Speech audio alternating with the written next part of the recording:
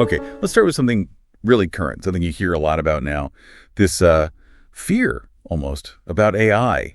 That will create something so advanced, it might just develop its own awareness, ignore us, its creators, and will go its own way. It's this deep anxiety, right? Creation rejecting the creator. That's actually a perfect jumping off point for our deep dive today, because we're kind of flipping that script. We're looking at our relationship, humanities, with our creator, God.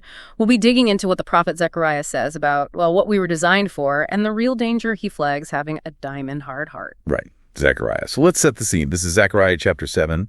It's King Darius's time, and folks from Bethel send a couple of guys, Sherezer and Regemelech, and they have this very practical question about a religious tradition. They'd been fasting, weeping, mourning the temple's destruction for 70 years, specifically in the 5th and 7th months. And they basically ask, do we need to keep doing this? And it's fascinating how God responds through Zechariah. They ask this sort of logistical question about continuing a ritual, and God just completely redirects. He doesn't even answer yes or no directly in verses 5 and 6. Instead, he asks them a question, challenging their whole motive. Look, when you fasted all those 70 years, was it really for me? Or, he says, when you eat and drink, isn't that just for yourselves? It's a sharp contrast. Wow, okay. So hang on, 70 years of this painful tradition potentially counted for nothing. Yeah. Just because the internal why wasn't aimed at God. That's a big challenge, isn't it? The outward act versus the inner drive. Exactly. The implication is pretty stark. If their life, even the religious bits, was fundamentally self-focused, just about their eating, their drinking, their mourning, then the fasting was just another self-centered activity. And that's why God immediately pivots in verses 9 and 10 to what he actually commanded through the prophets before them. Ah, right. And that wasn't about scheduling fasts, was it? It was about active community care, things like executing true justice, showing mercy, compassion, and specifically, look out for the vulnerable people, the widow, the orphan, the immigrant, the poor. And crucially, don't plot evil against each other in your hearts. It's about daily action, not just ritual. Precisely.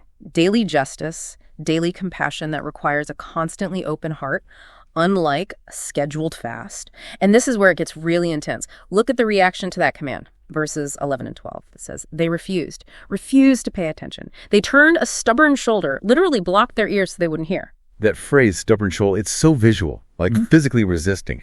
And then comes that metaphor that made their hearts diamond hard. Why diamond? Valuable, sure, but also cold, rigid, unyielding, and critically impenetrable. That's the core diagnosis in verse 12.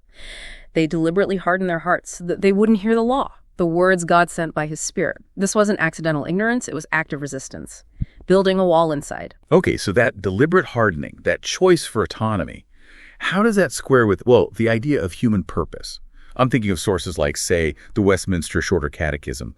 It tried to boil down our reason for being here. It lands on it. Humanity's main purpose is to glorify God and enjoy him forever. Exactly. And if our design, our purpose, involves reflecting the Creator's will, things like that justice and compassion he commanded, then making your heart diamond hard is basically rejecting your own design. It's choosing autonomy over your created purpose. It's actively ignoring the very commands, like protecting the vulnerable, that align with glorifying God. You fail the mission, essentially. And Zechariah spells out the consequences, doesn't he, of this resistance. Verses 13 and 14. Is this chilling reciprocity. God says, because I called and they wouldn't listen. They will call and I won't listen. Communication breakdown. Total breakdown. And the result, scattering. Exile among nations they didn't know. Their pleasant land becomes desolate. The ultimate consequence wasn't just punishment. It was the withdrawal of that relationship, the frustration of their designed purpose. So bringing this forward, the takeaway for us isn't really about ancient fasting rituals, is it? It's more about this choice we face, maybe daily. Am I keeping my heart open to my design, that call to compassion, justice?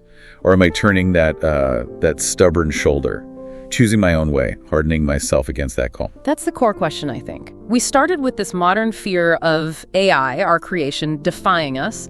But Zechariah prompts a harder question, maybe. How often are our own thoughts, our actions, our daily choices resisting the will of the one who created us? Which choice are you making today? Are you leaning into your purpose or hardening yourself against it? Something to think about.